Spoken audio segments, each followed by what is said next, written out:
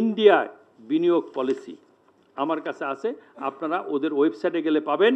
এক্ষেত্রে 5টা দেশের বিনিয়োগ পলিসি তারা ওয়েবসাইটে দিয়ে দিয়েছে। এটা কর্ণাটকা, উড়িষ্যা, অন্ধ্রপ্রদেশ, বিহার, গুজরাট।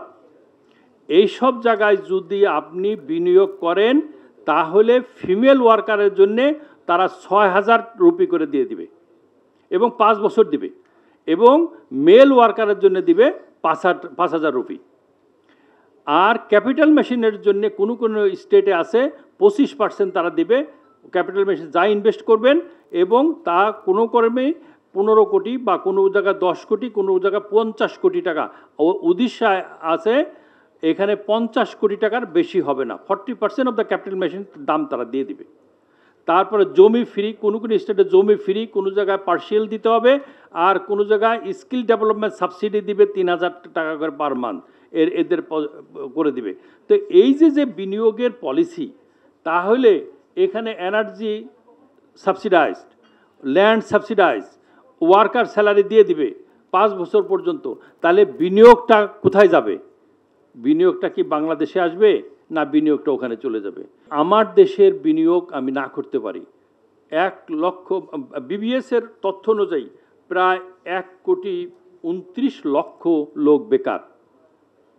যুব সমাজ, তাদের বয়স 30-এর নিচে, তারা কোনো স্কুল কলেজে যাচ্ছে না, তারা কোনো ইউনিভার্সিটিতে নাই, এবং তার মধ্যে 20% কিন্তু যুবক, 20% উচ্চশিক্ষিত। তো এই যুব সমাজের কর্মসংস্থান করতে হলে কিন্তু আজকে নিরবিচ্ছিন্ন বিদ্যুৎ বা নিরবিচ্ছিন্ন গ্যাসের কোনো বিকল্প নেই। আমি একজন এন্টারপ্রেনার হিসেবে আমি নিজে ব্যবহার করি প্রায় 52 মেগাওয়াট ইলেকট্রিসিটি। এই 52 মেগাওয়াট ইলেকট্রিসিটির মধ্যে প্রায় 40 থেকে 45 মেগাওয়াট আমি হলো ক্যাপটিভ পাওয়ার, আর বাকিটা আমি পিডিবি ইউজ করি। এই পিডিবি বা আরইবি যেখানে ইউজ করি সেখানেই সমস্যা, লোডশেডিং এত বেশি হচ্ছে, সেখানে ডিজেল চালাইতে হচ্ছে। এই ডিজেল, তাও কি আপনি একটা ঘটনা আসছে যে কয়েকদিন আগে একটা ঝড় হলো। এই ঝড়ে মাননীয় প্রধানমন্ত্রী গেলেন কোথায়, বরিশাল না সন্দ্বীপে গেলেন, হ্যাঁ, পটুয়াখালী গেলেন। এখানে এই ঘোড়াশাল এলাকায় একটা ট্রান্সফরমার বার্ন হয়ে গেল। তো ওই এটা চেয়ারম্যান সাহেবের অনুমোদন লাগে একটা ট্রান্সফরমার বসাইতে।